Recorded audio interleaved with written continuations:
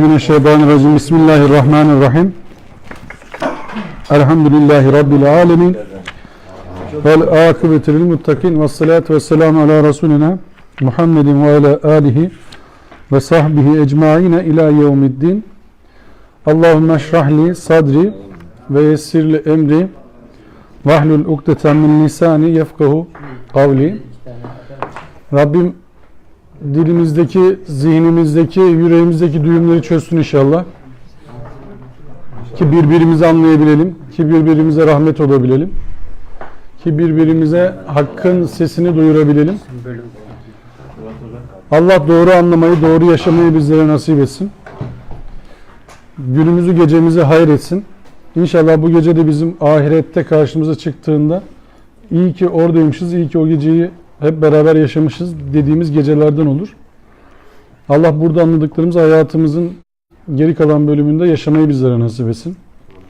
Bugüne kadar anladıklarımızı da bu akşam anlayacaklarımızla beraber toplamayı, yeni bir şeyler üretmeyi bize nasip etsin.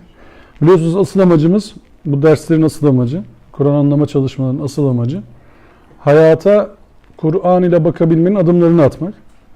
Bu dersin bir tanesini gelen, tamam Kur'an'ın tamamını anlamış demek değildir. Bu derslere sürekli gelenler tamam bundan sonra hayatlarında hiç hata yapmayacaklar demek değildir. Bu derslere gelmeyenlerin hiçbiri hiçbir şeyden anlamıyor demek değildir. Böyle iddialarımız yok. Ancak bu derslere geldiğimiz zaman şunu biliyoruz. Kur'an'ı anlamak adına bir çaba ortaya koyuyoruz. Doğru şeyler anlarsak Allah'ın rahmetindendir, bereketindendir, mağfiretindendir. Ve bizim talebimiz de olacak şeyler.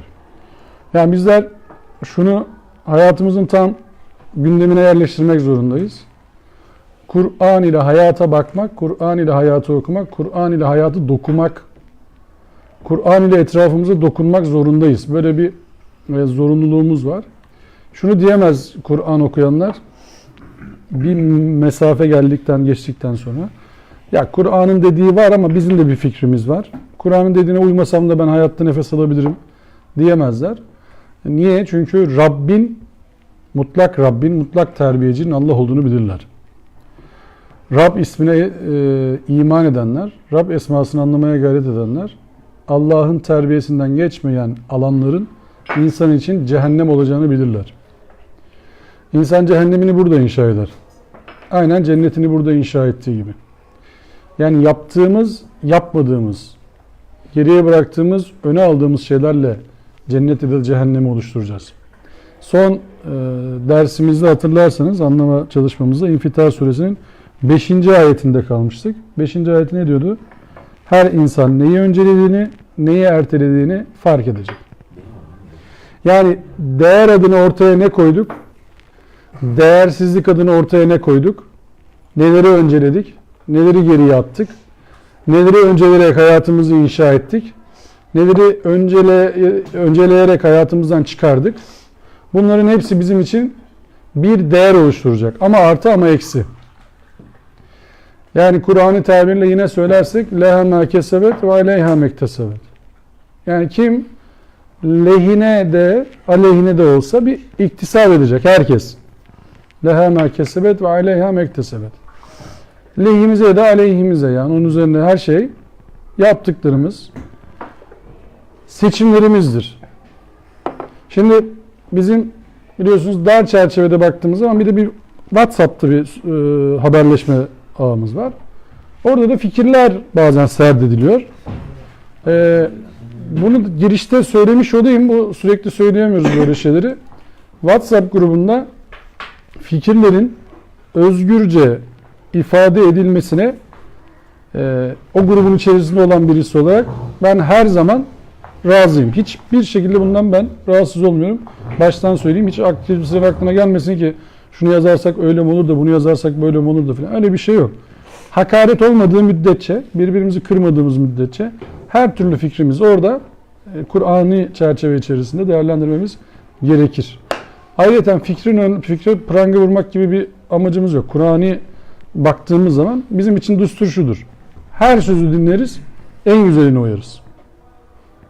Yani bu dersler, konuşmalar bir fikri dikte etmek değil, bir fikri beyan etmek için yapılır.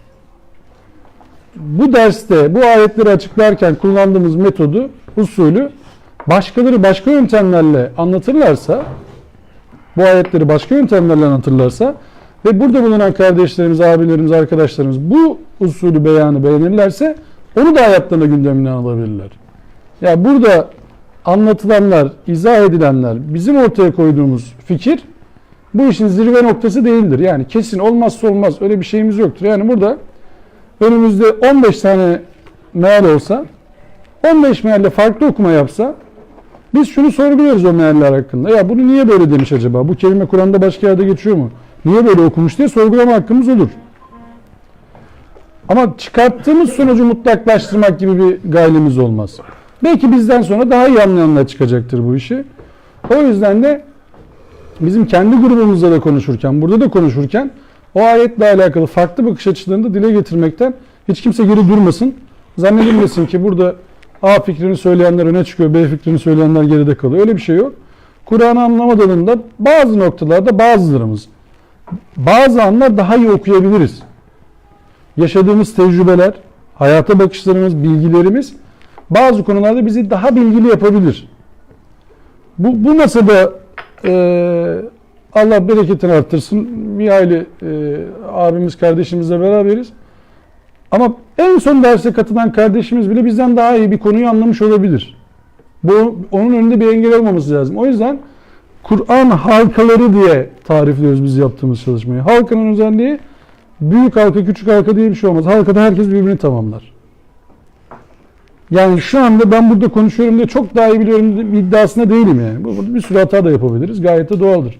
Hepimiz birbirimizi tamamlamak adına bu dersleri yapıyoruz. O yüzden yarılamaya bıraktığımızı hep beraber inşa ediyoruz, kabul. Ama en önemli hareketlerimiz tek başına yaptığımız hareketlerdir. Çünkü tercihlerimiz var orada.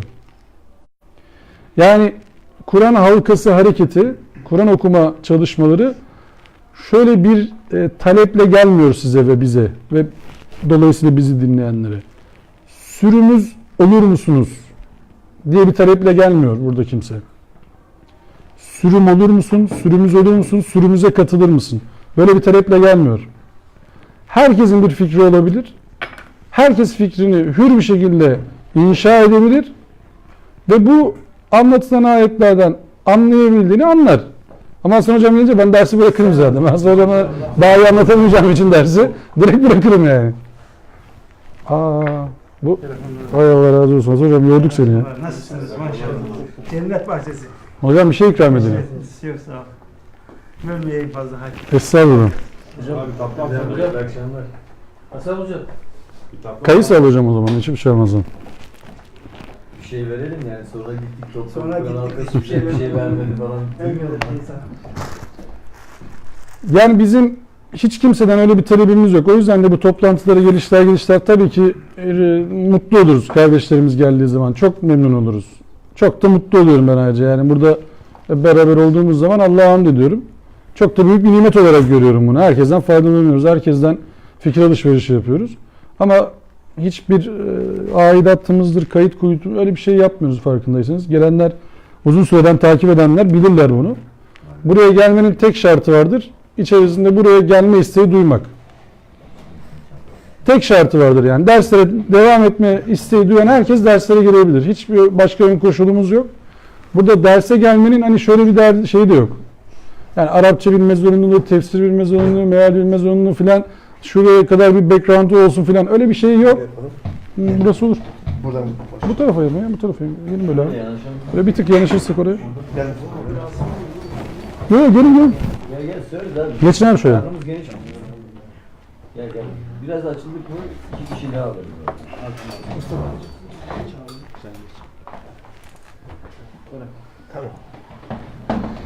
Yani Hocam bir oğul mu çıkartıyor? Yani Kim o? Arı böyle çoğaldığı zaman oğul çıkartıyor. Yuvaya değil. Anladım. O bende öyle bir kabiliyet. Haydi hayırlısı. Yani bu Kur'an okuma çalışmalarında, anlama çalışmalarında dediğim gibi birinci koşul buraya gelme isteği. Başka bir istek talebimiz yok hiçbir zaman hiç kimseden. Ne anlayabiliyorsak yanımızda o kalıyor, yarına o kalıyor. Yani gelmeyen arkadaşları, gelemeyen arkadaşlar aramamızdaki birinci amaç özlemimizdir. Yani muhabbetimizdir. Başka bir amacımız olmaz. Yani Vasfı abi arada bir arıyor. Biz arıyoruz vesaire. İstiyoruz ki burada olsun insanlar. Hep beraber konuşalım, muhabbet edelim. Sevgi aktarımı devam etsin. Yoksa buraya başından beri gelen Levent abi, Vasfı abi biliyorlar. Buraya gelmenin ekstra bir şartı yok yani. Onu tanımak, bunu tanımak diye de bir gayemiz yok. Gelen herkese kapımız aynen şu anda olduğu gibi açık. Herkes anlayabildiği kadar anlamaya gayret ediyor. Anlatabildiği kadar anlatmaya gayret ediyor. O yüzden Allah bize Kur'an'ı hakkıyla anlamayı nasip etsin. Hakkıyla mücadele edebilmeyi nasip etsin. En büyük cihadı yapabilmeyi nasip etsin. En büyük cihat hiç şüphesizdir ki insanlığın tamamına ulaşabildiğimiz insanlığın tamamına Allah'ın ayetlerini aktarabilme gayreti içerisinde olmaktır. Bunu söz ile, fiil ile, hal ile yapmamız gerektiğini bilincinde olmaktır en büyük cihat. Yani biz Allah'tan şunu isteriz. Allah'ın yeryüzünü inşa projesinde bizleri hayırlı işlerde istihdam etmesini Allah'tan talep ederiz. Ya amacımız odur.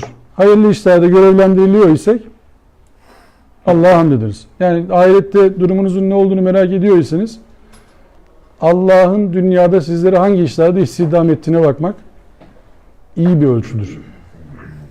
Eğer hayırlı işlerde Allah bizi istihdam ediyor ise ahiretimize dair umut var olabiliriz, hüsnü zan besleyebiliriz Allah'ın izniyle. Allah bize hayırlı işlerde istihdam etsin. İlk ayetimiz İnfitar suresinin 6. ayeti. Bu akşamki ilk ayetimiz. İlk 5 ayeti okuyarak isterseniz giriş yapayım.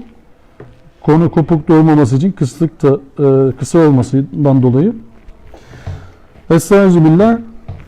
Bismillah. İzel semâun feterat ve izel kevâkibun teserat ve izel biharu fucret ve izel kuburu bu'siret alimet nefsun mâ kaddemet ve ahret. Uzay çatlayan bir çekirdekten çıkan filiz gibi yeniden yaratılmaya başladığında, yıldızlar yeniden serpilip saçıldığında, denizler yeniden yükselip kabardığında, kabirlerin içi boşaltıldığında her insan neyi öncelediğini ve neyi ertelediğini fark edecek. Yani aslında biz son günümüz gibi yaşamaya gayret eder isek, namazımızı son namazımız gibi kılmaya gayret eder isek, bu dersi belki de geldiğimiz son ders gibi değerlendirmeye gayret eder isek, bu neyi önceleyip neyi ertelediğimizi biraz daha ciddi düşünebiliriz. Takdirinizdir ki haftaya bu derse tekrar girebileceğimizin hiçbir garantisi yok. Yani hayırlı işlerde acele etmek o yüzden önemlidir. Yani burada öğrendiğimiz, anlamaya çalıştığımız, Allah'ın bize söylediği, vahiy yoluyla bize söylediği hayırlı işleri ertelememek lazım. Aklımıza gelen, fırsatımız olan hayırlı işleri ertelememek lazım. Bilemiyoruz, belki de öyle bir ömrümüz olmayacak ertelediğimiz vakitte. O zamana kadar belki de süremiz yok. Belki haftaya görüşemeyeceğiz, bilemiyoruz. O yüzden derslerde uykumuzun gelmemesi için de anlatıcının kabiliyetsizliğini sıra dışı bırakarak söylüyorum, onu ciddiye almayın. Sizin gönlünüze seslendirerek söylüyorum. Belki de son dersimizdir. O yüzden daha can kulağıyla dinlemek iyidir. Yani o benim kabiliyetsizliğimi siz bana yazın. Oradan bir şey çıkmaz da. Korkutma diyeceğine. Yani ayetten diyor ya yani. Her nefis ölümü tadacaktır diyor ama dipnot düşmüyor ya orada. Maide 100 gelmiş arkadaşlar. Kadroyu toplamışken hazır. Hani dipnot yazmıyor ya ayetin sonunda. Her nefis ölümü tadıcıdır yazıyor ama dipnot yazmıyor. Şu tarih senin için, bu tarih senin için yazmıyor. Açık. Açık olduğu için her an kapanabilir. Her anda isabet edebilir. O yüzden anlatıcının anlatışına bakmaksızın siz dinlemeye gayret edin. Daha konsantre olmak böyle şeylerde iyidir. 6. ayette de Allah Teala bizlere çok muazzam bir soru soruyor. Bence bu soruyu gün içerisinde hatırlamakta fayda var. Gün içerisindeki zaman dilimini siz sorunun gelişine göre oturtabilirsiniz.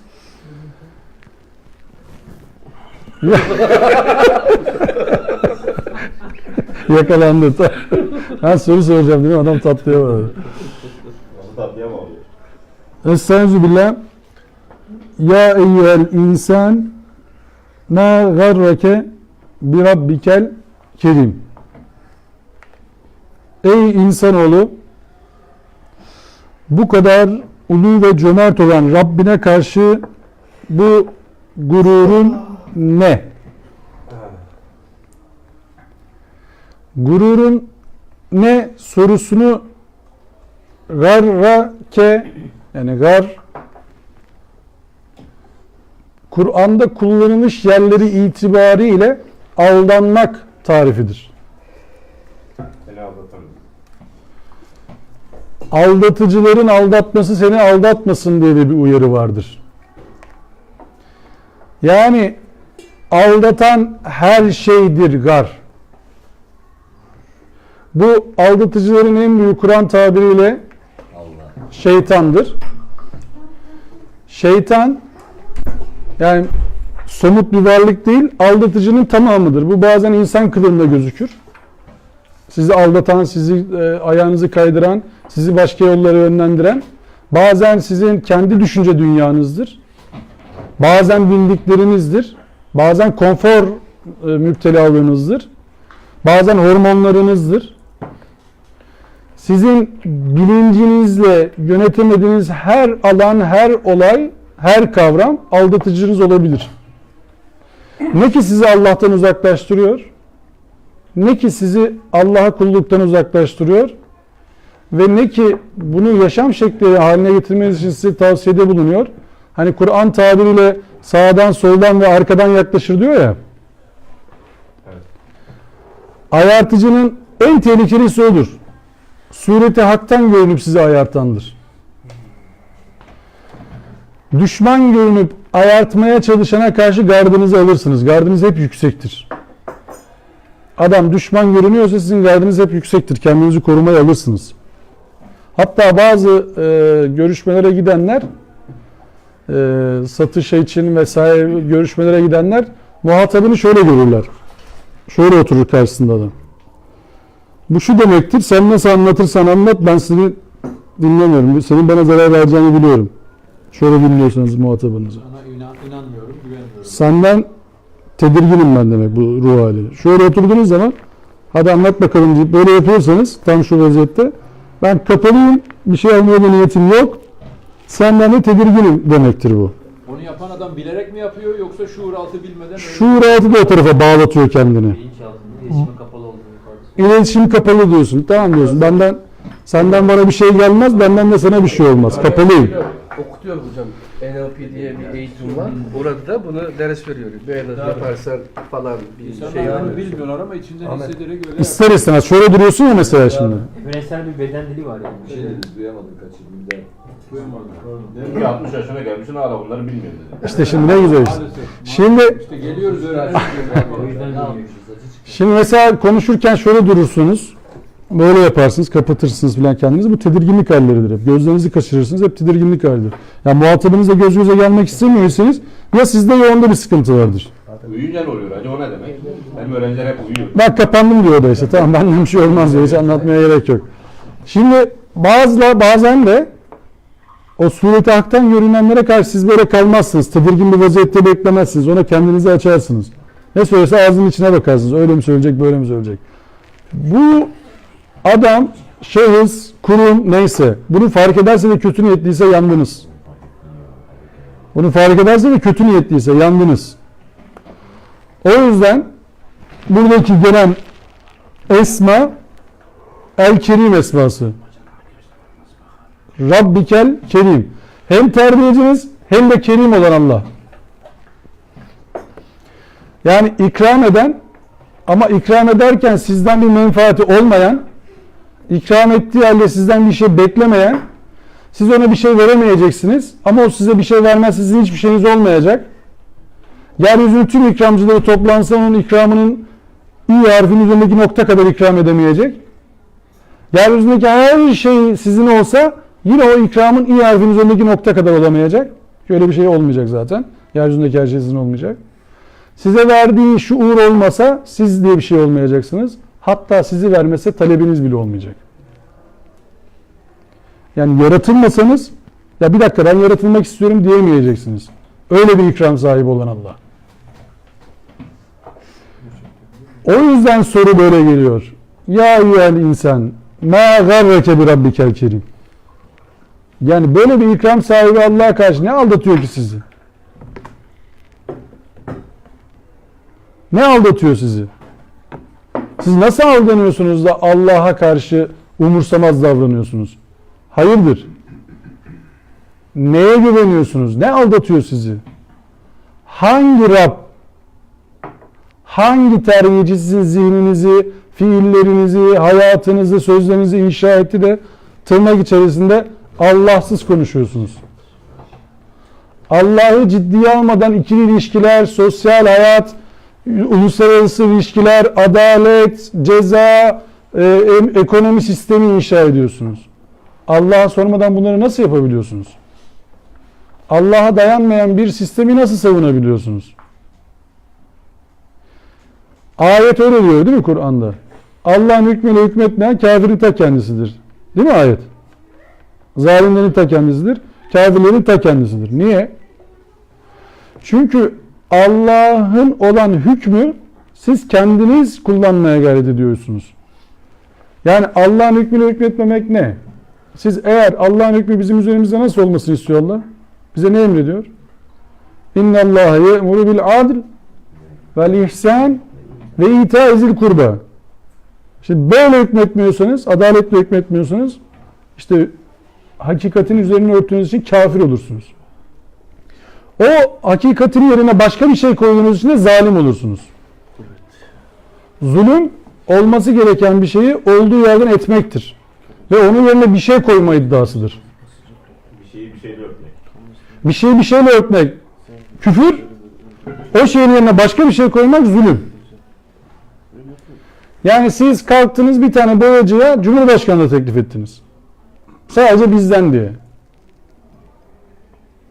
Siz kalktınız kasabın birisine kuyumculuk teklif ettiniz. Olması gereken adamı oradan aldınız. Sadece bizden diye birisini oraya koydunuz. Aldandınız, aldattınız. Ama ne yaptınız? Zulüm yaptınız. Ama ne yaptınız? Hakikatin üzerine örttünüz. Şimdi Allah bize hayatın her alanını kuşatan bir soru soruyor. Ey insanoğlu, ya nasıl yapıyorsunuz bunu?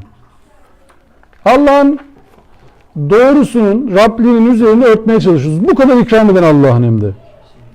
İkram ettiklerini saymaya kalksak ders yetmeyeceğini hepiniz bilirsiniz. Allah'ın ikram ettiklerini saymaya kalksak. Ömür yetmez hocam, ders değil. Yetmez. O yüzden ne yapıyoruz? Biz ikramlarını saymıyoruz genelde. Neyi sayıyoruz? Olmayanları sayıyoruz. Çünkü az. Olanları saymaya kalksak yetmeyecek. Olmayanları saymaya sıra gelmeyecek. O yüzden kolayı tercih ediyoruz. Aldanıyoruz. Olmayanları sayıyoruz. Nevzat bazen isyan ediyor ya öyle. O yok, bu yok falan. Olanları say desen çalışmaya vakti yok. O yüzden gelemiyor hocam. O yüzden diyor ki olmayanları sayayım daha kolay.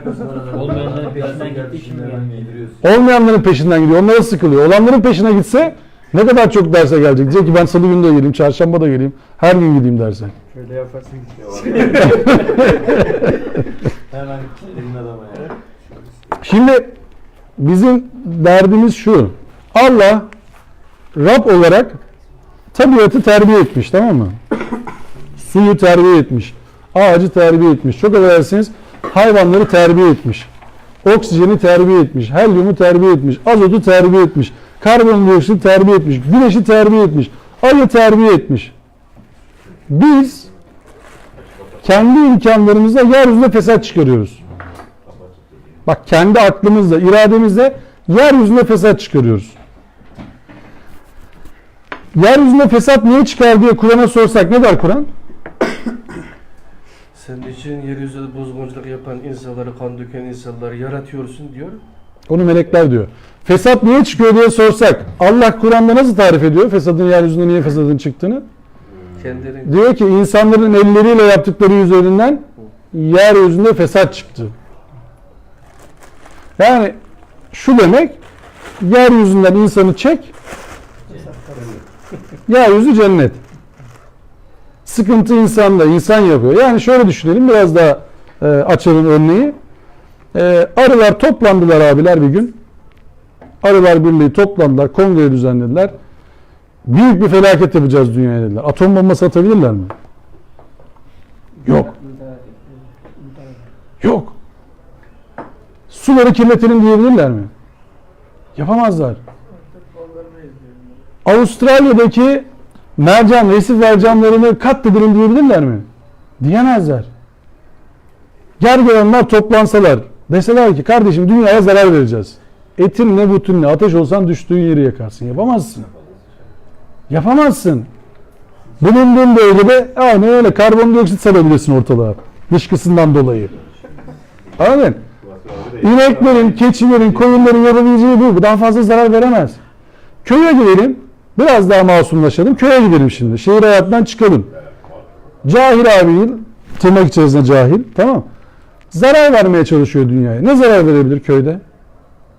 Muş'un Marto köyünde zarar versin dünyaya. Ne yapacak? Ne yapacak? Metrekaresi belli değil mi? Fakat biraz daha böyle okumuş abilere doğru yükselelim. Eğitim seviyesi yükseltelim biraz daha. Haydi bakalım. Nükleer santraller kurabilir, onu patlatabilir. Oradan büyük bir kimyasal sızıntı ve büyük bir çevre felaketi yapabilir. Okumuş olmanız lazım bunları yapabilmeniz için. Okumamış adamla nükleer santral kurdurmazlar. Camel oldu. Atom bombası üretebilirsin. Atom bombasını Japonya'nın başına atıp dünyanın gelmiş geçmiş en büyük vahşetini sergileyebilirsin. Ama bunda da yetinmez. Bir de insanlık dersi verdiğini iddia edebilirsin. 1,5 milyar adam olup 30-40 milyon Uygurların canını okumak için planlar yapabilirsin. Rusya gibi Çeçenistan'ı, Afganistan'ı paramparça etmek için planlar yapabilirsin. Ya daha doğrusu insanı katletmek için planlar yapabilir. Kendi türünü katletmek için plan yapan başka canlı türü olur mu dünyada? Kendi türünü katletmek için. Şu anda dünya üzerinde hakim olduğunu zannedenlerin konuştuğu ne biliyorsunuz? 7,5 milyar insan var. Ya bu 7,5 milyar sayısı fazla, en az 2 milyar insanın ölmesi lazım. Çünkü bu imkanlar bize yetmez. 5 milyar olursak fena değil, geçiniriz. Ama 7,5 milyar adama bakamayız diyorlar. Ya. Şimdi tekrar soruyoruz. Ya eyyuhel insan, ma gâveke bi rabbikel kerim. Seni bu kadar ikram sahibi Rabbine karşı, terbiyecine karşı ne aldattı ya? Ne aldatıyor seni yani? Neler aldatıyor? Şimdi deminden beri sayıyoruz aslında nelerin aldattığını değil mi? Asabiyet aldatıyor, çoğaltma tutkusu aldatıyor, sahip olma tutkusu aldatıyor, sahip olduğunu zannetmesi aldatıyor.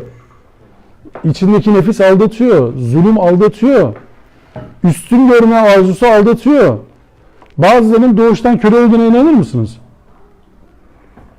Bazılarının doğuştan köle olduğuna inanır mısınız? Bazılarının doğuştan güdülenmek, sürü olmak üzere yaratıldığına inanır mısınız? Sürülecekler ya bu adamlar. Hiç şansları yok bunların. Hiç şansları yok. Bunlar bizim tebaamız. Bir ayet var. Bazılarınız bazılarınızı çalıştırsın diye bazılarınız Allah diğerlerinden farklı üstün özellik ayar. Ama bunu suistimal ediyor. O öyle anlamında değil mi? Ulan benim bardak her bardağı verdi ya. o Şunu versene mi? arkasında okuması lazım yani. Yani parçacı okuma nasıl bela alıyor başımıza görüyorsunuz değil mi? Parçacı okuma. Yani Bektaşi'ye sormuşlar Ramazan ne zaman başlıyor diye şey yapmış, yazdırmış birisine. Bugün değil yarın yazmış adam.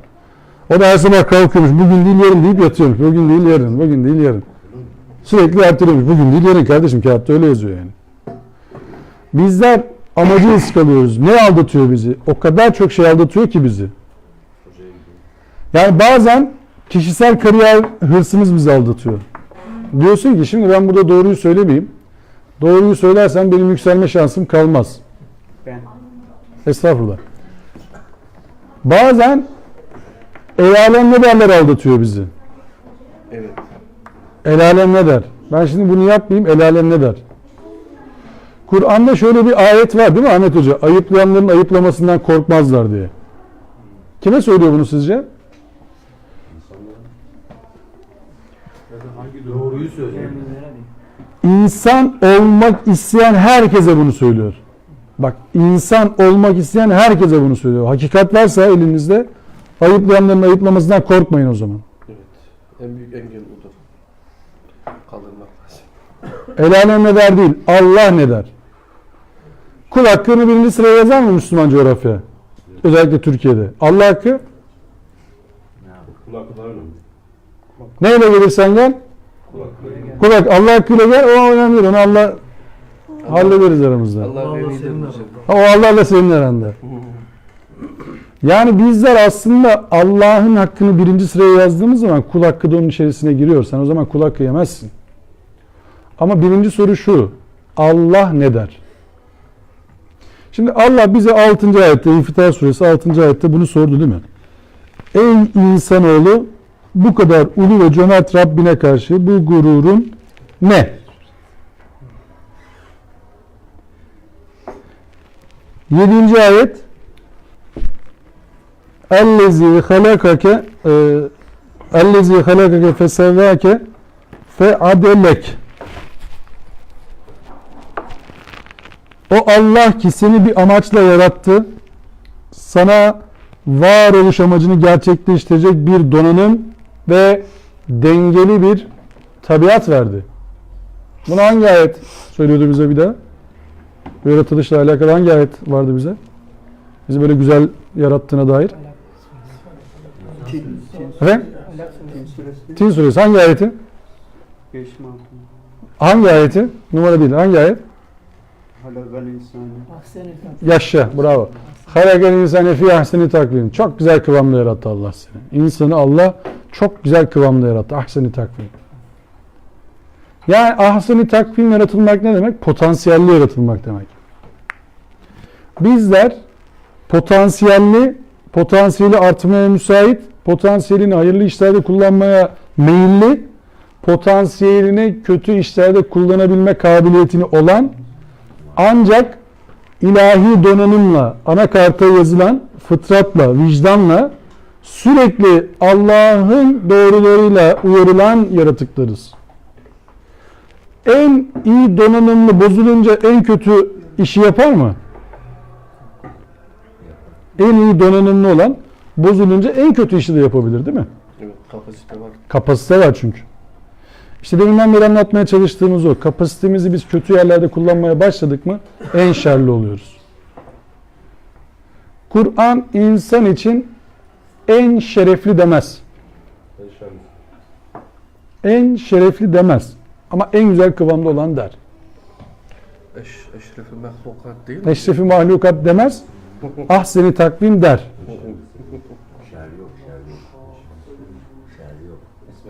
İnsanların içerisinde en şerlisi der değil mi? İnsanların içerisinde en şerlisi kimdir? En şerlisini kim tarifler? Kur'an'da aklını kullanmayanlardır. Bak, iman eden etmeyen falan değil. Aklını kullanmıyorsa zaten geçmiş olsun. Gerisini boş ver gitsin. Aklını kullanmadıktan sonra tırnak içerisinde imanın da bir işe yaramıyor demek ki. İnsanların içerisinde en şerlisi aklını kullanmayanlardır.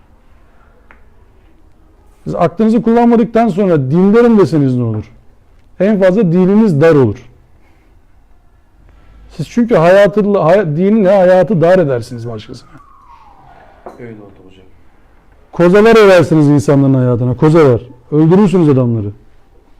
Kapatırsınız insanları. Yaşatmazsınız. Oraya bakma, bunu tutma. Bunu yapma, bunu söyleme. Allah bir yasak koyar. Siz 1000 yasak koyarsınız. Allah bir yasak koyar. Tamam der, siz 1000 yasak koyarsınız. Allah orucu farz kılar.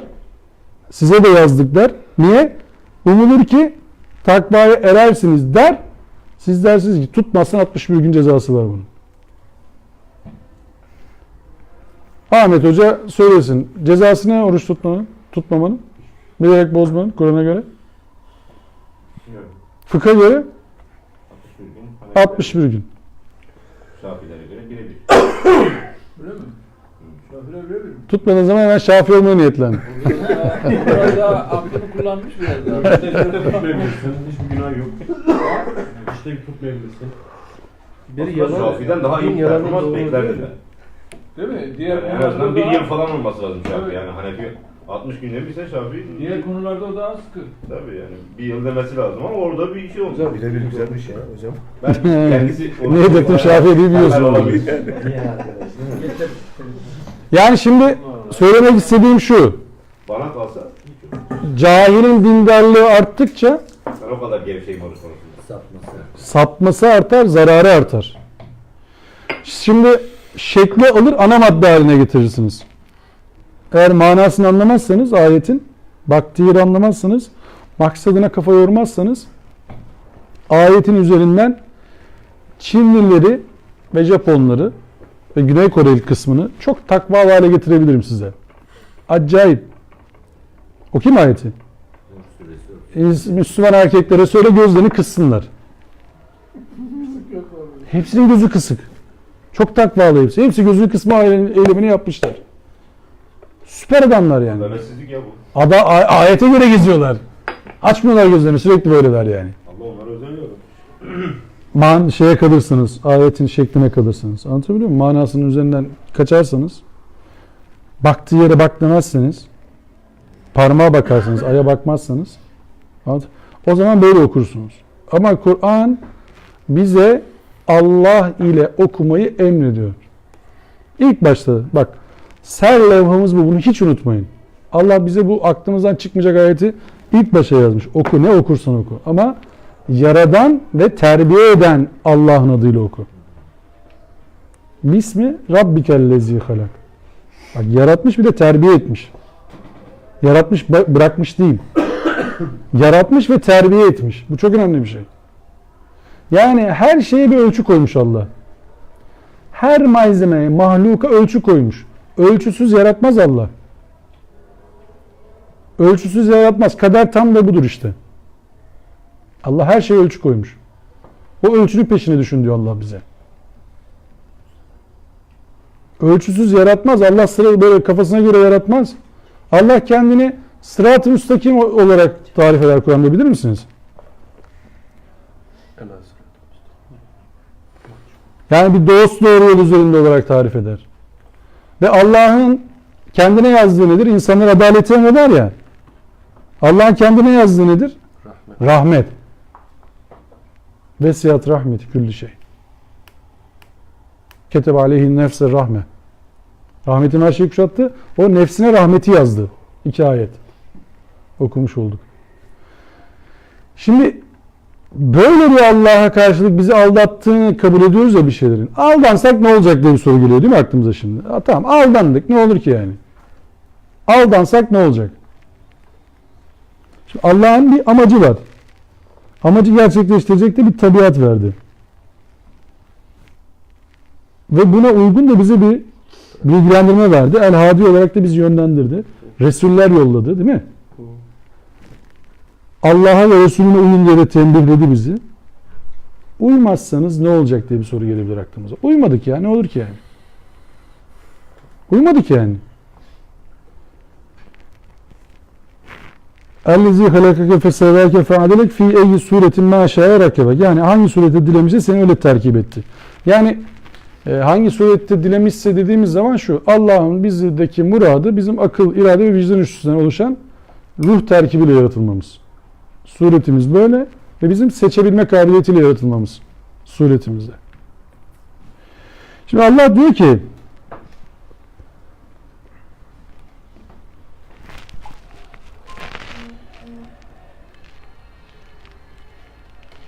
kelle, ya bak böyle yapmayın. Yani unutma, aldanma eylemi içine girmeyin.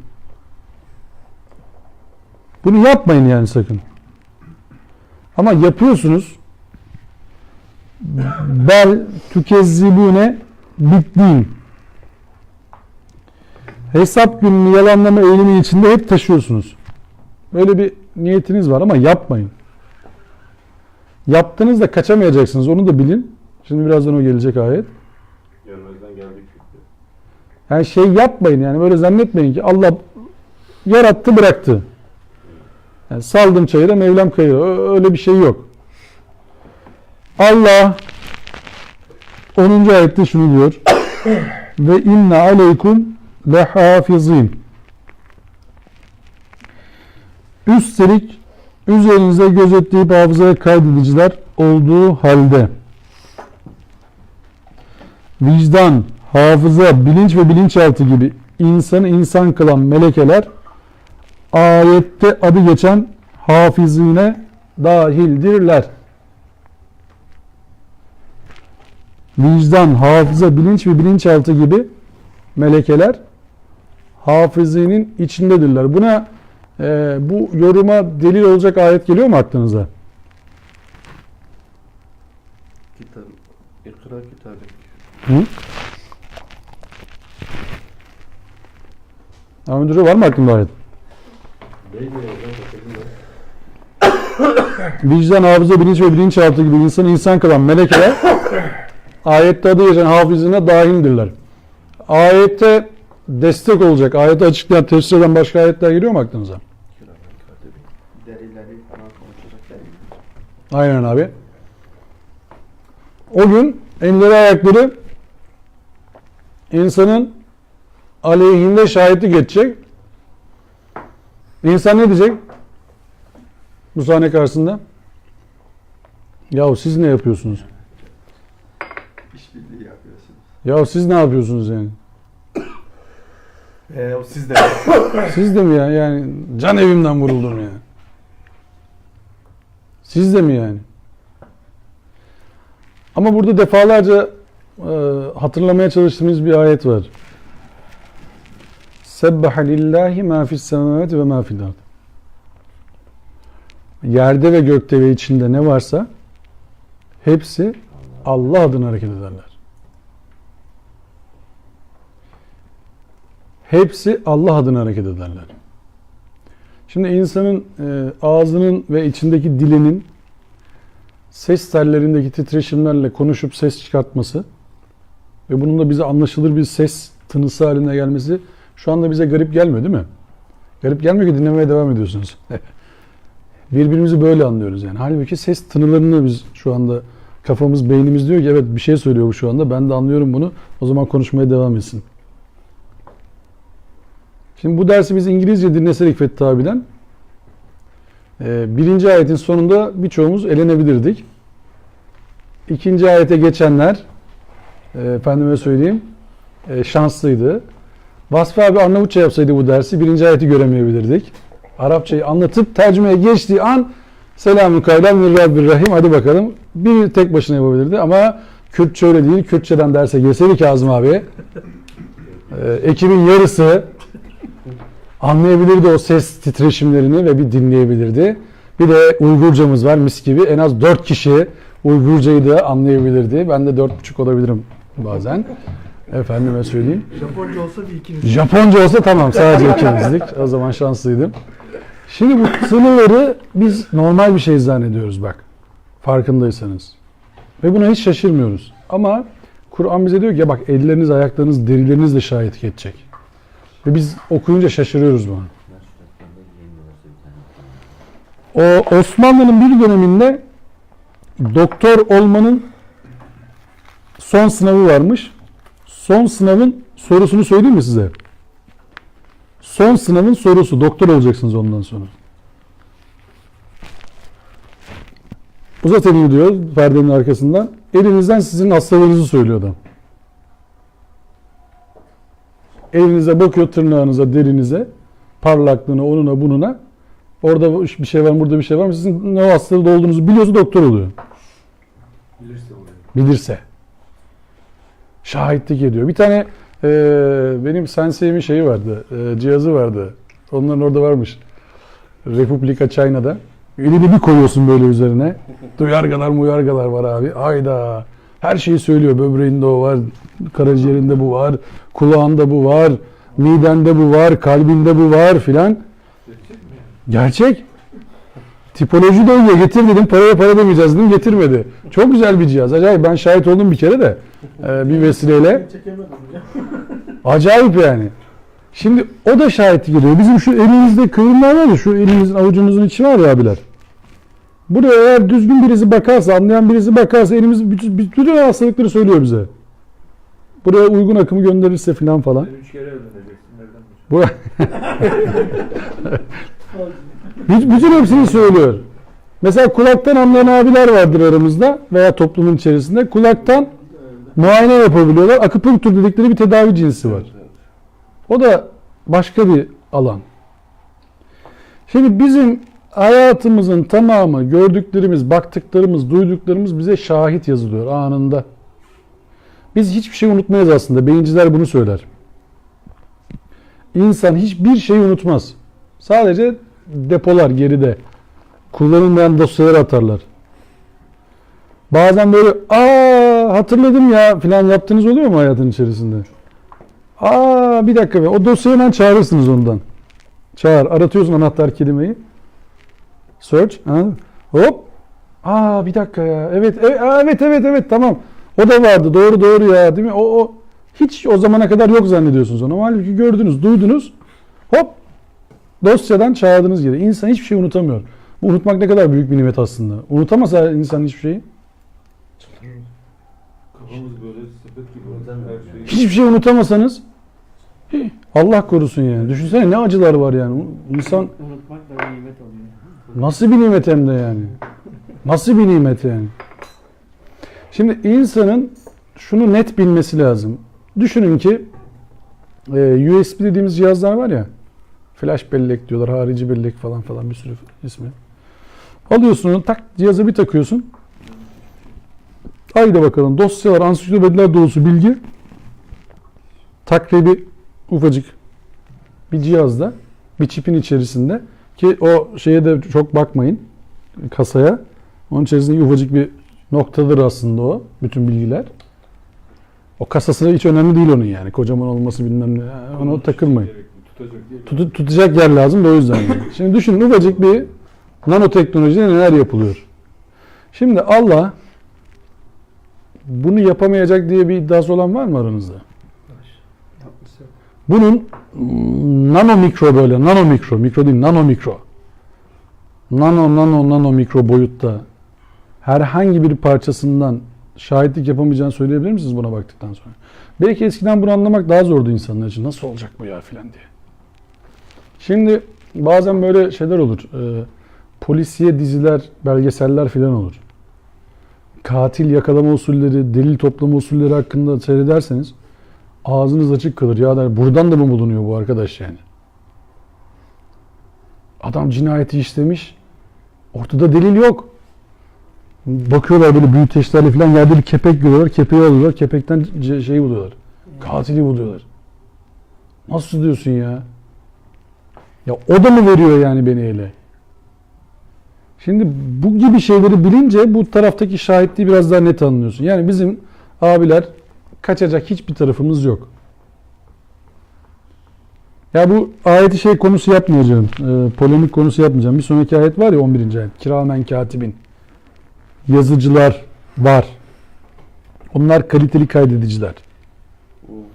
Bunlar sağında melek var, solunda melek var. O iyiliği yazar, kötülüğü yazar. Bunlar işte devir saati var. Sabahtan akşama kadar birisi çalışıyor. Akşamdan sabaha birisi çalışıyor falan. Biz onu vardiyalı işçi gibi zannediyoruz ya. Bize anlatılan genelde o ya biliyorsunuz. Fabrika işçisi gibi düşünüyoruz onları ya. Sabah namazına geliyorlar, akşam namazına falan. Öyle vardiyalı çalışıyor falan zannediyoruz. Bize niyeyse öyle anlattılar bu işleri. Bilmiyorum ben. Belki de basit anlayabilelim diye öyle anlatmışlardır. Bilemem tabii de. Ama böyle şeylere gerek yok. Bak insan hayatın içerisinde kalırsa bunun ne kadar kolay olduğunu anlayabilir.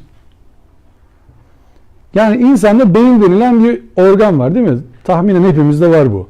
Yani öyle zannediyoruz en azından. Bu beyin denilen aygıtla neler yapıyoruz? Neler yapıyoruz? Yani bizim gelişimimize bakın. Neler yapıyoruz? Yani öyle anlatıyorlar. 4 aylık bir çocukta beyin bayağı bir düzmüş. Baktığın zaman yukarıdan. Bayağı bir düz, kıvrımsız neredeyse yani. İnsan öğrendikçe, anladıkça, zorlandıkça o kıvrımlar gelişiyormuş. Arada dehlizler, vadiler, oyuklar, yarıklar, yollar, kanallar, bağlantılar, nöronlar, sinapsisler falan falan, bunların birbiriyle bağlantıları, o ona aktarıyor, oradan elektrik veriyor, ona hormon yaptırıyor, ona vücuda şey yapıyor. Bu milisaniyeler. Bak kaç tane iş yaptım. Şu anda beyin neler yaptırdı bana. Siz dinlerken vay vay vay vay yapıyorsunuz. Sanki sizinki yapmıyormuş gibi. Abi sizinki de yapıyor. Daha fazlasını yapıyor bir de yani. Dinleyebilmek için bile neler yapıyoruz biz. Mesela konsantre olmak diye bir tabirimiz var değil mi bizim? Ne yapıyorsunuz böyle, diyorsunuz ki Estağfirullah. Namaza başlarken ne yapıyorsun?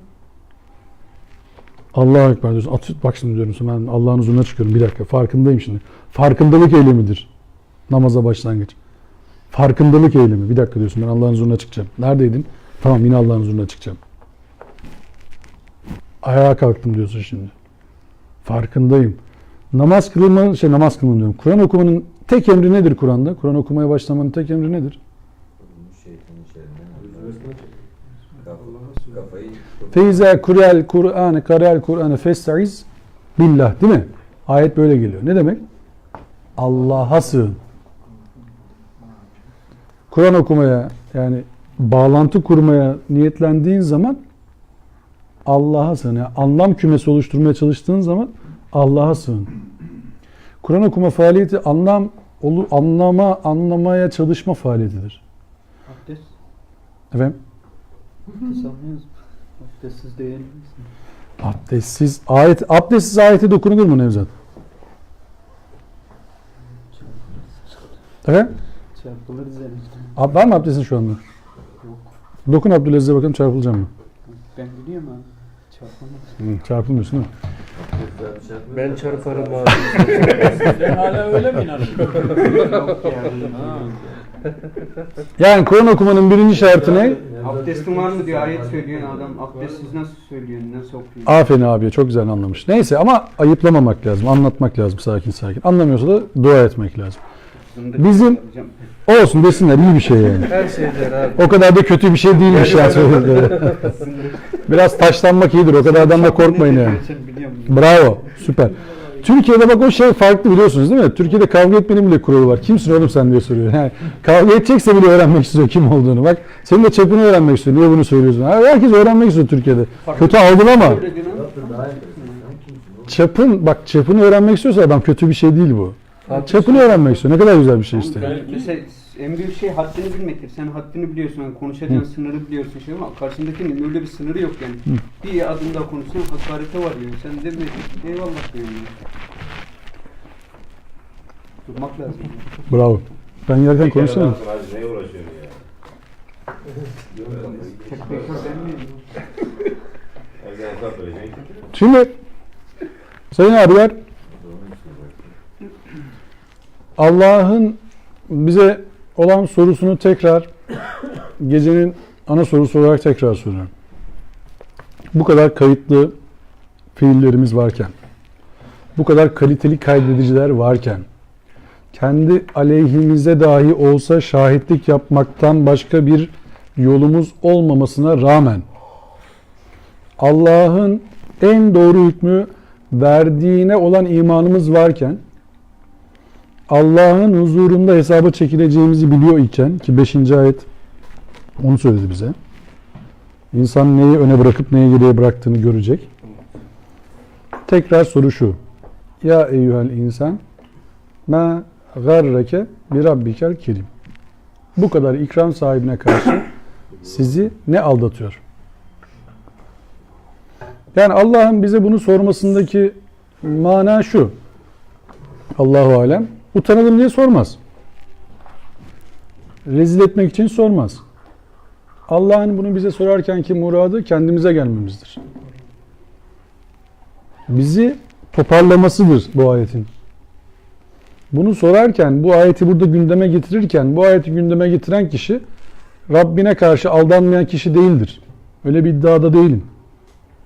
Her kul gibi hatalıyız. Ama gündemimiz olsun diye konuşuyoruz bunları. Yani bizler ikili ilişkilerimizde, ticari ilişkilerimizde, hayata bakışımızda siyasete, spora, sinemaya, kültüre bakışımızda Allah'ın doğrularıyla bakıp bakmadığımızı gözden geçirmek zorundayız. En kuvvetli olduğumuz derecelendirme en zayıf olduğumuz alan ölçülerek yapılır. En zayıf halka üzerinden bizim ne kadar kuvvetli olduğumuz anlaşılır. Zincirin konu en zayıf halka. Yani ne kadar kuvvetli olduğumuzu çözülecek ya, bize karne verilecek. En zayıf olduğumuz alan da oraya yazılacak. Ona göre bir değerimiz olacak. Şu alanlarda iyi, şu alanda kötü. O alanın ne kadar bizde yer kaplayıp kaplamadığı gözükecek değil mi? Şu alanlar iyi ama bu alan kötü. Yani arabanızın bagajı tertemiz. Arabanızın bagajı tertemiz ama marş motoru çalışmıyor. Egzoz tıkalı. Araba muayeneden geçer mi?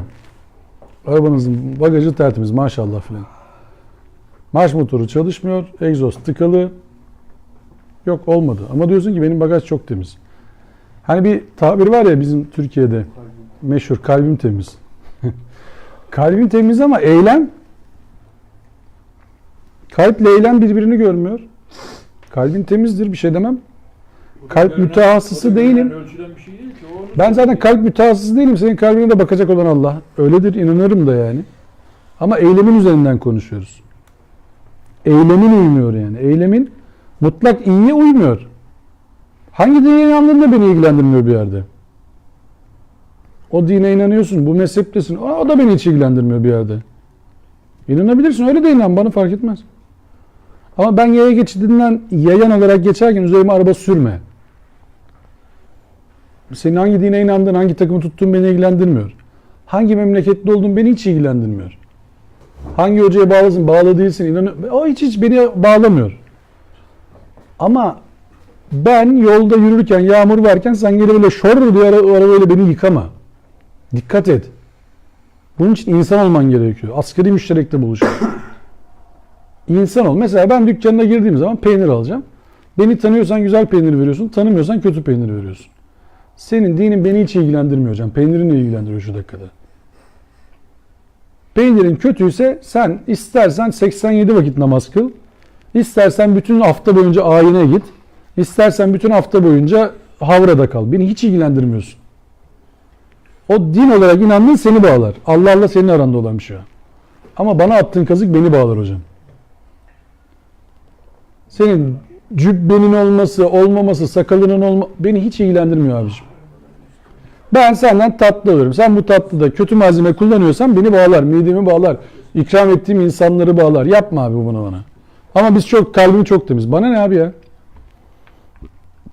Bana ne abi? Ayakkabı alıyorsun. Hacı abi de kostüm çok iyi. Veya çok Kemalist duruyor, çok Atatürkçü duruyor, çok bilmem neci duruyor. Atatürkçü Düşünce Derneği şeyi var, bayrağı var içeride falan. Hiç ilgilendirmiyor beni abi. Ayakkabı dışarı çıkıyorum, açılıyor iki hafta sonra. Ne anladım ben o işten ya? Bana ne abi, senin inancın beni ilgilendirmiyor. Senin mutlak iyiliğe ya da mutlak kötülüğe yaptığın katkıyla ben seni yargılarım. Sonuçta Allah'ın huzuruna fert çıkacağız. Öyle mi? Allah'ın huzuruna tek tek hesaba çekileceğiz. Arkamızda ihtimal ki şahit korusu, tribün. Önümüzde Ultra HD ekranlar, 4K falan yüksek çözünürlük. Öyle ya. Her açıdan böyle şimdi var ya bir tane var. Video asistans.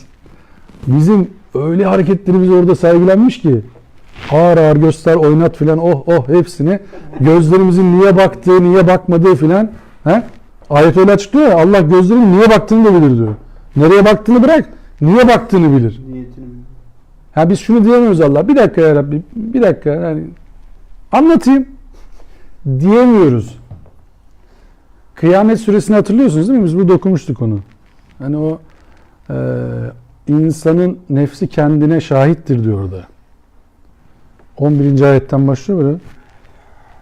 Sırada da geçer. İnsan kendine şahittir. İtirazlar sayıp dökse bile. La tuharrik bihi lisanike li ta'cele bih. Bugün dilini aceleyle hareket ettirme. Öyle hiç ağız kalabalığı yapmana falan gerek yok. Boş iş yapma. Hiç burada kuru gürültü de yapamazsın. Biz senin kitabını topladık, yaptığın her şeyi. Şimdi sana bunların hepsini okuyacağız, beyan edeceğiz. Sonra da hakkında kararı vereceğiz. Nereye gideceksen göreceksin artık. Yani öyle bir sahneye hazırlanıyoruz. İşte ayetleri birleştirmeye çalışıyorum farkındaysanız. O Kıyamet Suresi'nde okuduklarımız işte İsra Suresi vesaire yani o ikra kitabek diyor ya. Oku kitabını. Hesap sorucu olarak sana nefsin yeter. Sen sana yakın. O kadar. Başkasına da ihtiyaç yok. Yani buradaki ayet hani kiramen katibini sadece şey olarak okumayalım diye söylüyorum bunu. Ya bir sağımızda melek var, bir solumuzda melek var filan vesaire gibi algılar üzerinden biraz çıkalım diye söylüyorum. Bize anlatılan budur değil mi genel itibariyle? Aslında Levh-i Mahfuz'da da yazılmıyor zaten. İşte ana kitapta yazılı olanlar ana doğrular bak. Ana kitapta yazılı olanlar. Ana doğrular hiç değişmiyor. Fıtratımıza ekilen de o. Biz sonra kendi kitabımızı yazıyoruz abiler her gün. Yani aramızda yaklaşık 15 bin gündür filan dünyada olanlar var. Değil mi? 10 bin gündür filan dünyada olanlar var. Bakmasan da biz kimi kastettiğini biliyoruz. Neyse. O Şimdi bu kadar süredir kitap yazmışız bak. Böyle kitabı daha biraz taze olanlar var. Cildi daha yeni, 2. 3. cildini yazanlar var. Hayır, başlamamış belki. Yani yeni kitap yazanlar var. Efendim herkes kitabını yazıyor. Ve herkes altına imza atacak en son. Kullu nefsin zâikatul mevt sümme ileyna turcaun var ya. Onu döndürülürken en son diyorlar ki bir de imza atar mısın şuraya? Çıkış. Şu tarihte çıkış yapıyorsun, imzala. Elektronik imza mı, normal imza mı? Elektronik böyle tıkla basıyorsun şeye, parmağa basıyorsun. Sen sağ ben selamet kitabı teslim ediyorsun. Sonra hadi bakalım. Siyah kapamıyor. Kapandı. Haydi bakalım. Efendim? Kapatmayabiliriz. Ha işte salih amelin varsa vesaire hayırlı bir işe vesile olduysanız filan oraya ilaveler oluyor arkadan. Öldükten sonra değil mi? Ekler. Ekler geliyor, ekler. Düzeltme geliyor arkadan. Devam. Ama iyi işler yapman şartıyla tabii. Bu dünyada iyiye vesile olacaksın. O da ekliyor. Oluyor değil mi? Tabii. İyiliğe yol açıyorsan iyilik, kötülüğe yol açıyorsan kötülük. Şimdi sonra kitap geldi, okundu. Kitabın veriliş sahnesi var değil mi Kur'an'da? Anlatılıyor. Bir sağdan verilenler var. Diyorlar ki tamam onlar. Oh buyurun kitabınızı. Sen de diyorsun ki Bunu vereceğini biliyorum. ya işte ben biliyordum. Bunun için çalışmıştım zaten ya. Budur işte ya. İşte kapatma töreni orada oluyor. Bu diyorsun yani. Ondan sonra bir bakıyorsun. Buyurun diyorlar cennete. Cennete girişte alkışlarla seni içeri alıyorlar. Ay diyorsun bravo ya. Elhamdülillahi Rabbil Bu Alemin. sahne şeyden önce mi sonra mı? Hesaptan. Hesap bitti işte. Hesap bitti. Cennete gidiyorsun artık. Kitap veriyor. Kitabı veriliyor. Sen oh kitabın sağından aldın tertemiz. Diyorsun ki başarılı olmuşsun. Oh diyorsun ben zaten bugün hazırlanıyordum. İyi oldu yani. Kesin de inandık yani bu işe. Sonra giriyorsun cennete. Cennetlik arkadaşlarına diyorsun ki ya bizim bir arkadaş vardı ya. O bana diyordu ki ya sen de mi inanıyorsun ya bu şeye? Kıyamet gününe tekrar dirileceğine filan. Ne oldu acaba o ya filan? Cehennemden bir sahne. Bakıyorsun oradan. Cehennemden bir sahne. Saffat suresinde öyle mi? Evet. Ama burada da şöyle bir çelişki var yani. Ya ben çok sorguluyorum. Buyurun. Orada mesela burada insani ilişkiler içinde yaşadığım bir insanı da orada cehennemde izlemek de biraz yani insan olarak merhamet açısından bilmiyorum yani hiçbir insanı ben o şekilde görmek istemem yani. Bravo. Çok güzel söylüyorsun. O yüzden bence bu dünyada insanlara merhamet ol. Tam zaten- Seni öyle görmek istemem de yani anladın mı? Bu yüzden burada yapacaksın onu yani. Hayır onu Şiddetinden kurtuldum var ya gözüm bir şey zaten görmez insanın insan. aklına öyle bir şey gelmezse Dünyayı orada abes beğeniyor olur yani. ki yani. Sevgili kardeşim sen şimdi burada yaşıyorsun. İnsan- Gidiyorsun bir tane. insana dövdüler Tamam. diye bir söz var ya işte biri demirle dövdüler, biri sıcak, biri soğuk. İnsan insanla kırdılar, biri açtı, biri toktu. O hesap yani. Bravo. Biri- Şimdi bu değerli edebi örneğin için teşekkür ediyorum. Şunu söylüyorum. Şimdi sana burada gittiğin şantiyelerde kıllık yapan abiler var. çok Adam bekar evde değil. Diyelim. Ne diyorsun bu abilere? pek bir şey diyemiyoruz. De- Almaz. Bildiği gibi yapsın diye. İşte Allah bildiği gibi yapıyor. Yani bildiği gibi yapıyordan kastım şu abiler. Bak illa böyle birilerinin yanması için hevesli olalım falan diye söylemiyorum. Ve o Diyorum ki konuda size. demedim ben zaten. Tamam. Birinin yandığını görmek bana çok şey geliyor yani. Sevgili abim yandığını görüyorsun. Bak bu dünyada o kötü iş yapanların ileride iş alamadığını görüyorsun. Bir sonraki şantiyeyi alamadığını görüyorsun. Battığını görüyorsun. Sen bu dünyada zaten yandığını görüyorsun onun. Zulm ile abad olan kahriyle berbat oluyor. Bu böyle. Sadece edebiyat sende yok. Bak ben de arada bir şey yapıyorum yani. Yani bu Öyle bir iddia bu- satıyor. bu sen bu dünyada da görüyorsun. Adam bir kötü işe başlıyor. Sen şimdi ona kızıyorsun, diyorsun ki ya yapma birader. O seni diyor ya hadi be abicim sen işine gücüne bak. Hatta seni amirine şikayet ediyor. Bizim işimizi engelliyor bu diyor. Senin adres neydi? Ben seni Şırnak'ta bir şantiye görevlendireyim diyor. Bir yere göndermeye çalışıyor seni. Ha. Çıktık Yazım abi. Siirt işte bak ne güzel memleket büryanı var çok güzel. Ondan sonra gidiyorsun oraya ama bakıyorsun o adam bir sonraki işte kaybetmiş. Bir seçim olmuş. O parti iktidardan düşmüş. Adam zelil olmuş. Niye? Çünkü güce taptı Allah'a değil. Ahirete kalacak diye beklemeyin her şeyi. Yani bir de şöyle bir şey var. Kahrile ne oluyordu? Sen- Sonu neydi kelimenin? Kahrile ne oluyordu? Berbat olur. Berbat. O senin Zulm ile abad olan üzerinde kahrile durduğun berbat olur. ayet var ya, insanlığa hitap ediyor. Ey insan keremi bor Rabbine Evet. seni ne aldattı. Evet. Yani şimdi insanın kendisine bu soruyu sorabilmesi için önce bir kerim olan Rab'den haberdar olması lazım. Evet. Doğru. Yani mesela bırak insanlık alemini, Müslümanların bile böyle bir Rab'den haberleri olduğunu zannetmiyorum ben yani. Hani bu soruyu bu ayetten haberleri var mı? Kendisine sorsun. Yani tabii zanlı hareket etmemek lazım. Hayır, sizler için demedim ya. Hiç olması var ya. Yani abi yolu var. Yok versen yok olacak abi. Var mı düşünme bu ya? Pozitif Hocam bak düşün. sıkıştırma gelmez bir daha. Sen yazma bence. Mevza- Daha iyi bence. Mevza koca bacağı kesti abi hiç kimse inanmıyor dedi. Ya yok bizim amacımız ama şu olmaması gerek ya. Şimdi Ya ben bir, mesela çok saf bir insan öyle görüyorum. Beni çok kolay aldatıyorlar yani. Tamam abi yapmayacağım diyorsun. Sen de tutanak tutmuyorsun. Bir daha gidiyorsun. Aynısını yapmış yani. Söz yemin ediyor bir de. Ya. Vallahi abim başım işte. O zaman Ya tutanağı merhamet önce ediyorsun. tutacaksın. Tutanağı Etmeyeyim önce diyorsun. tutacaksın o zaman. şimdi Sonra sen rezil oluyorsun. şöyle bak bizim kayırmacılık diye bir belamız var. Bir aman ne derler diye bir belamız var. Acımak var. Yazık işte.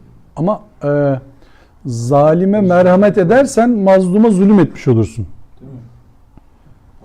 Hemşehrilik de böyle. Yani bu kriteri atlamamak lazım. Bak zalime merhamet etmeye kalkarsak mazluma zulmetmiş oluruz. Yani bizdendir aman insandır şudur budur filan. Tutarlılık şimdi bizim batılı düşünceyle İslami düşünceyi birbirinden ayıran bir kavram var. Tutarlılık. Tutarlılık vicdansızlığı içerisinde taşır. Yani Avrupa'da yaşayanlar, Avrupa'da zaman geçirenler tutarlılığın ne kadar net kurallar koyduğunu görür ortaya. Hiç kimseyi de kayırmaz tutarlılık. Herkes onun gözünde sıfırdır, nötr.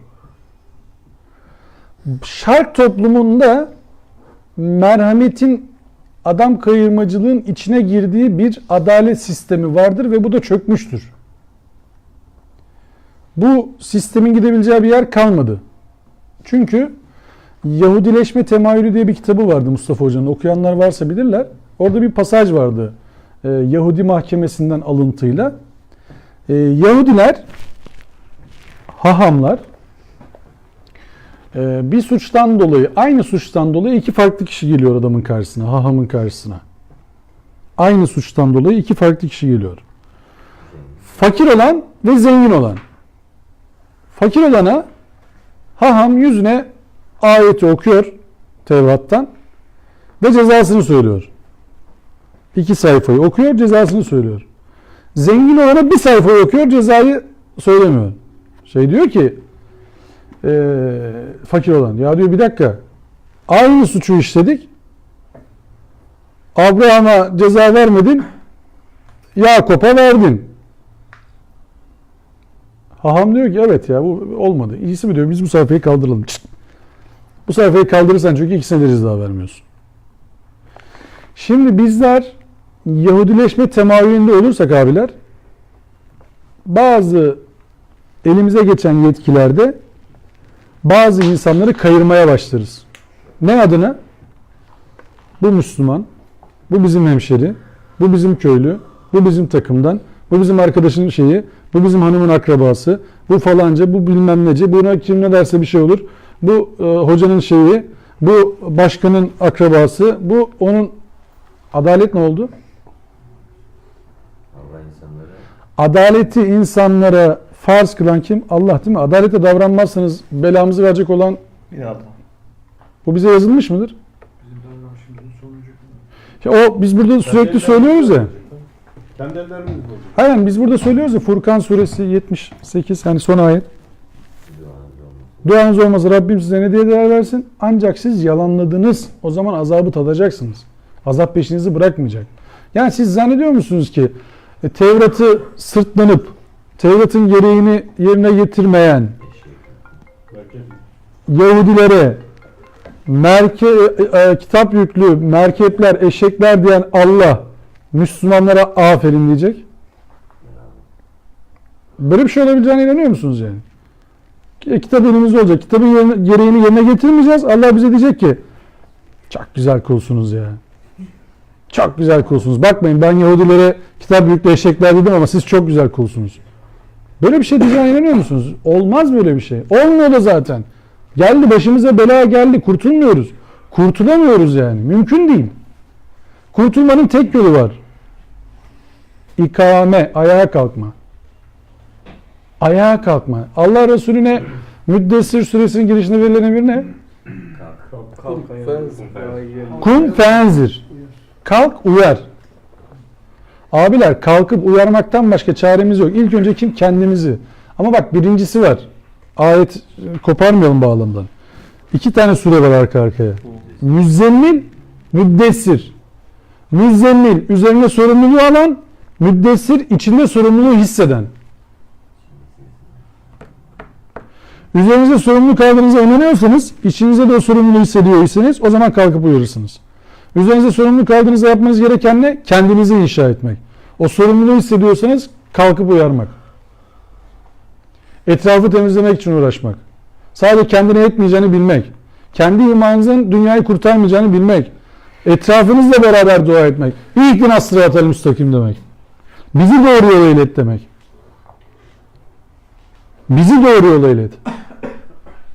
İyyâke na'budu, biz sana kulluk ediyoruz. İyyâke nestaîn, biz sana sığınıyoruz demek. Yani tevhidi yakalamak için birlemeyi öne koymak. Yani insanlık ailesinin tamamını emri bil maruf ve nehy anil münker ile uyarmak. Yani bağırmak, itfaiye kulesindeki nöbetçiler olmak. Ya arkadaşlar, dünya kötü bir yere doğru gidiyor. Gelin adaleti öne çıkaralım. Arkadaşlar, yakınlara bakmayı öne çıkaralım. İyiliği öne çıkaralım. Başka türlü kurtuluşumuz yok demek. Doğayı katletmeyelim. Hayvanları katletmeyelim. Atmosfere kötü gazlar salmayalım. Bak, kötüye gidiyoruz, yapmayalım demek. Müslümanlar aslında yeryüzündeki itfaiye kulesi nöbetçileridir. Yangını ilk önce görüp haber vermesi gereken insanlardır. Ama biz ne yapıyoruz? Yangını körüklüyoruz. Bizim üzerimize yangın çıkarıyorlar. Onun bile farkına varamıyoruz.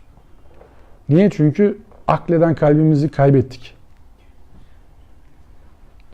Akleden kalbimizi kaybettik. Biz sadece numaradan, şekil üzerinde dua yaparak başımızdan belayı def edeceğimizi düşündük. Tedbir almadık, hatırlamadık, fikretmedik ve bunu akla birleştirmedik. Salavat zinciri oluşturmaya harcanan gayretler, iyilik zinciri oluşturmaya, düşünme zinciri oluşturmaya tebdil edilmediği müddetçe ne doğaya faydamız olur, ne tabiata olur, ne havaya olur, ne yere göğe olur. Hiçbir şeye faydamız olmaz. Atık pozisyonuna geliriz.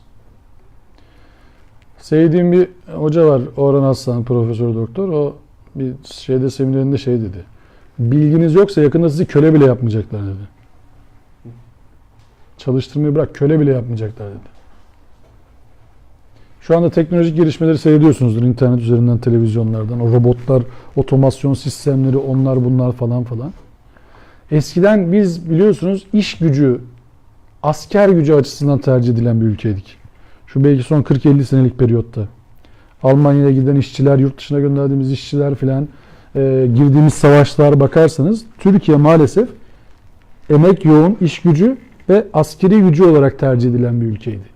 Yani en büyük ihracat ürünümüz askerdi bizim aslında. Niye gittik biz Kore Savaşı'na? Ne zorumuz var? Ne zorumuz var yani? Dünyada başka ülke kalmadı mı? Biz niye gittik? Irak'a giriyorduk değil mi? Çekiç güç muhabbetine. Irak'a giriyorduk. Özal rahmetli ne dedi? 3 koyacağız, bir koyacağız, 3 alacağız falan vesaire. Ne giriyordu oraya? Asker değil mi ya? Ne gönderdik oraya biz? Teknoloji mi gönderdik o savaşa? Evlatlarımızı gönderdik, kardeşlerimizi gönderdik. Bu kadar insan bu topraklarda niye ölüyor hala? Niye ölüyor? İsrail'in oyunu mu bu? Amerika'nın oyunu mu bu? Hazreti Ali ile Hazreti Ayşe'nin savaşında kim vardı kışkırtıcı? Amerika mı? İsrail mi? İngiltere mi? Kim vardı? Aklını kullanmazsanız abiler, aklınızı kullanmazsanız, Yunus suresinin 100. ayeti var ya, çok açık. Bak orada hiç ayırmıyor, farkındasınız değil mi ayet? Allah aklını kullanmayanların üzerine pisliği boca eder. Hiç ayırmıyor yani. Müslüman kendinize Müslüman demeniz fark etmiyor. Çünkü sizin ne dediğini, kendinize ne dediğiniz önemli değildir. Allah'ın size ne dediği önemlidir. Allah yaptıklarınız eyleme göre değerlendirmenizi kabul ediyor. Hayrı istiyorsunuz hayır, şerri istiyorsunuz şer. İsra suresinde öyle ayet var değil mi? İnsan hayra dua ettiği gibi şerre de dua eder. Var. Hayra dua ettiği gibi şerre de dua eder. O yüzden iyi ki Allah her istediğimizi vermiyor bize. O yüzden iyi ki Allah her istediğimizi kabul etmiyor. Allah'a hamdolsun. Her duamız kabul olsa yandık. Şahsi özgeçmişim için de söylüyorum, insanlık tarihi için de söylüyorum yani. İyi ki Allah her istediğimizi vermiyor. Merhamete bak. Bu kadar ikram sahibi Allah işte. Her istediğimizi verse yandık ya. Her istediğimizi vermemesi büyük ikram aslında. Ya şöyle bir özgeçmişinize bir bakın. Her istediğinizi verse neler olabilirdi? Nasıl bir belayı bulurdunuz? Hiç kafa yormazdık hocam. Çünkü veren var ya. Ama her istediğinizi verse nasıl belalar açılabilirdi başınıza, hiç düşündünüz mü? Her istediğinizi veriyor. Boğulmuş ölmüş olursun. Şimdi insan türü kalmamıştı. Hani şey diyor ya, onların eline imkan versen sana zırnık bile koklatmazlar diye. Hani fıkra anlatırlar. İşte bir İngiliz, bir Fransız, bir Türk Allah'tan bir şey isteyecekler. Türk diyor ki en son ben isteyeyim. O işte diyor ki ya Rabbi işte şurası benim olsun. Öbürü diyor ki burası benim olsun. Türk diyor ki onların dualarını kabul etme. Sıkıntıya gerek yok. Hayır hepsini kapat. Bitti. Kapatalım yani. Sistemi kapatıyoruz. Siz ne ediyorsunuz edin. Ben diyorum ki tamam Allah onlarınkini kabul etme. Madem herkesin duası kabul oluyor. Yani kendi kendimizi bitiriyoruz. O yüzden Allah'ın verdiği ikramları çok dikkatli okumak lazım. Bazı imkansızlıklar aslında çok büyük ikramdır. Bazı imkansızlıklar bak çok büyük ikramdır. Okuyabilirsek. Eğer acılarımız, hocalarımız olursa yırtarız o işten. Güzel sonuçlara çıkarırız. Ama acıyı alır da çok büyütürsek sanki o acıdan başka hiç kimse de yok. O zaman hayatı zindan ederiz. Okuyuşumuzu değiştirmemiz lazım. Hülasa bu kadar ikram sahibi olan Allah'a karşı duruşumuzu Allah rızası için gözden geçirelim. Aldanış sebeplerimizi bir gün inşallah çetere tutup yazalım.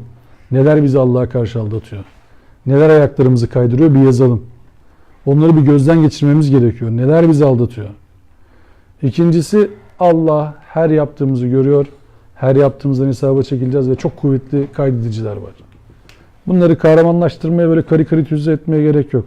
Velev ki öyle olsun. Bakın velev ki hani birilerinin anlattığı gibi kiramen katibin denilen melekler velev ki sağınızda solunuzda olsun ve yazsınlar. Bak velev ki diyorum. Yani öyle olduğunu kabul edin. Onların anlattığı gibi olsun. Vardiya usulü çalışsınlar filan. Sabah gitsinler, akşam gelsinler, dinlensinler filan. Velev ki diyorum bak. İnanmıyorum ama bana Allah'ın görmesi yeter benim açımdan. Hiç öyle bir derdim yok. Bütün bedenimin şahit olduğunu biliyorum. Yeryüzünün şahit olduğunu biliyorum. İmanım o yönde. Bak velev ki onların dediği gibi olsun. Keşke o arkadaşlar bu söylediklerinde samimi olsalar da her hareketlerini Allah'a sunacakları bir dilekçe titizliğinde yapsalar. Ya buna inanan, sağında sonunda melek olduğuna inanan abiler Twitter'da bilmem nerede sanal alemlerde iftira atarken bunların da kayıt altına alındığını bilinciyle yazsalar. Sağa sola bakıp. Yazsalar. Ona göre baksalar yani. Birisinin karısına kızına iftira atarken bunları düşünseler. Dedikodu yaparken bunları düşünseler. Kuyruktan öne geçmek için aralardan derelerden yol bulmaya çalışırken bunları düşünseler. Emniyet şeridinde gidip milletin hakkını tecavüz ederken bunları düşünseler. Bir arkadaşının vesilesiyle bilmem nerede randevu alırken bunları düşünseler. Bilmem ne cemaatine bağlı olup da bilmem ne devletinin bilmem ne kademesinde görev alırken bunları düşünseler. Güce tapıp da güçten kendilerine güç devşirirken bunları düşünseler. Allah'ın izzetinden başka bir izzete talip olurken bunları düşünseler.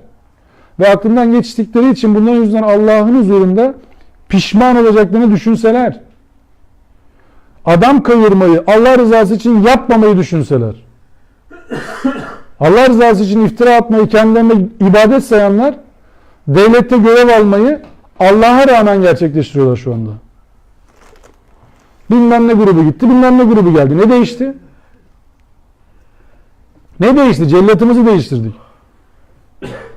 İlkeler hakim olmazsa, Kur'an'ı ilkeler, devlete hakim olmazsa cellatımız değişir sadece. Başka hiçbir şey değişmez. FETÖ gider, METÖ gelir. Fark etmez.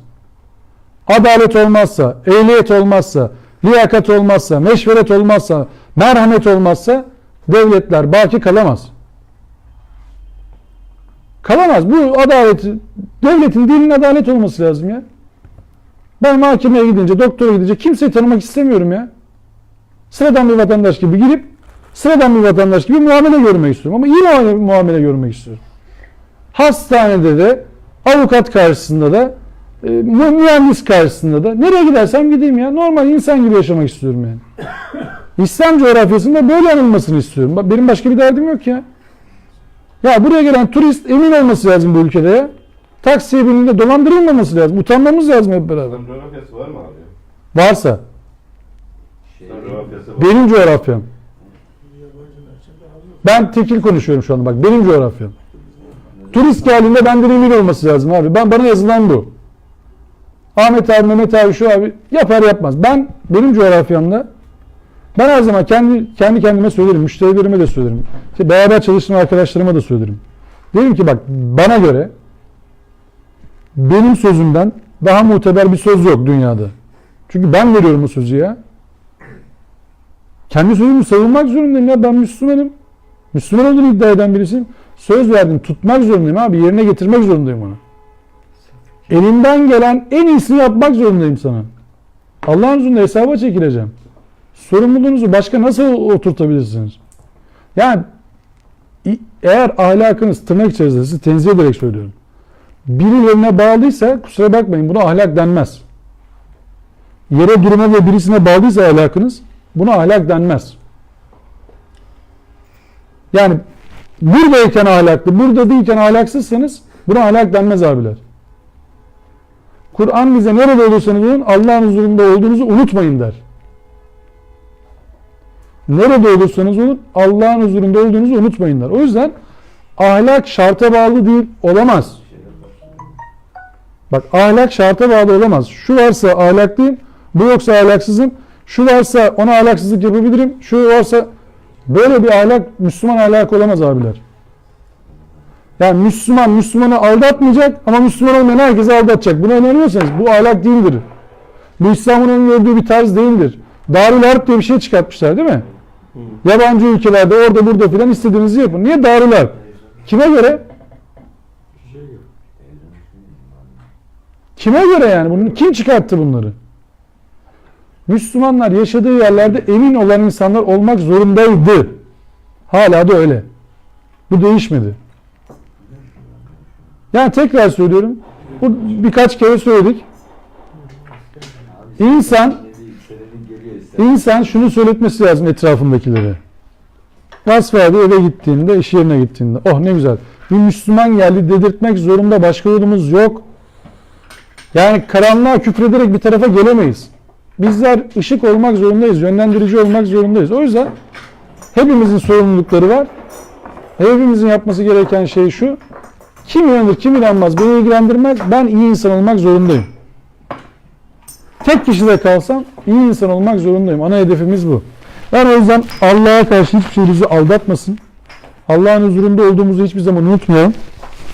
Allah günümüzü gecemizi hayır eylesin. Meçhul sonumuzu hayır eylesin. Allah umduğumuza nail eylesin. Korktuğumuzdan da emin eylesin. İyi şeyler hasıl olduysa, anladıysak Allah'ın rahmetidir, merhametidir, bereketidir. Hatalı bir şey varsa istemeyerek de olsa bana yazar. Deminden beri ben konuştum çünkü. Allah affetsin. İnşallah bir daha hatalı şeyler söylemeyiz. Ve ahiru davana enilhamdülillahi rabbil alemin. Rizanillah Teala Fatiha.